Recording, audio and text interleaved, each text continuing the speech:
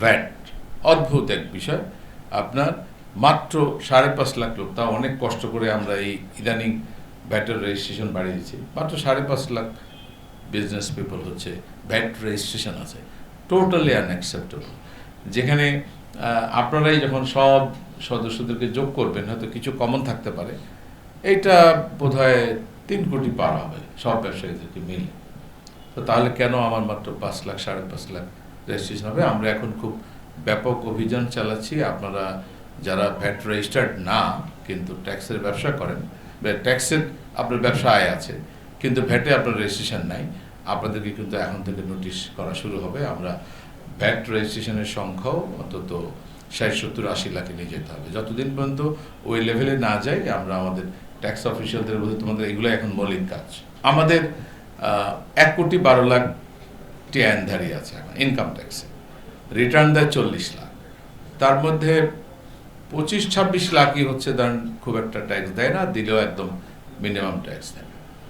আর বাকিদেরকে আমরা চেঞ্জ করতে পারছি না। এখন আমরা এটা নিয়ে খুব সিরিয়াসলি কাজ করছি। প্রথম কথাই হচ্ছে, যারা রিটার্ন দিচ্ছেন না তাদেরকে নোটিশ করা হোক, তাদের ফাইন্যান্সিয়াল ট্রানজ্যাকশন ট্র্যাক করা হোক, তাদের বাড়ি বাড়ি গিয়ে বিভিন্ন সম্পদ পরিদর্শন করা হোক এবং তাদের থেকে ট্যাক্স আদায় করা হোক। এটা যখন আমরা করতে পারবো, তখন আমরা আস্তে আস্তে আপনাদেরকে একটুখানি হলো ইজ দিতে পারবো। কোনো ব্যবসায়ী ভ্যাট দেন না, আপনাদেরকে এইটা একটু মাথায় নিতে হবে। আপনি অত্যন্ত পবিত্র দায়িত্ব পালন করেন, সরকারের পক্ষে আপনি ভ্যাটটা কালেক্ট করেন, কালেক্ট করে আপনি এক্সট্রা জমা দেন, আপনি ক্যারিয়ার। সমস্যা হলো, আমি যদি আপনাদের এই বক্তব্যগুলো মেনে নেই, তাহলে যেটা দাঁড়াবে, আমার যে 4 লাখ কোটি টাকা আমরা এনবিআর থেকে এখন অন এভারেজ আদায় করি, 1 লাখ কোটি টাকা আদায় কমে যাবে। আমাদের এই জাতিকে, রাষ্ট্রটাকে পরিচালনার জন্য যে পরিমাণ অর্থের প্রয়োজন হয়, এর যোগান কিন্তু দিতে হয় আমাদের জাতীয় রাজস্ব বোর্ডকেই।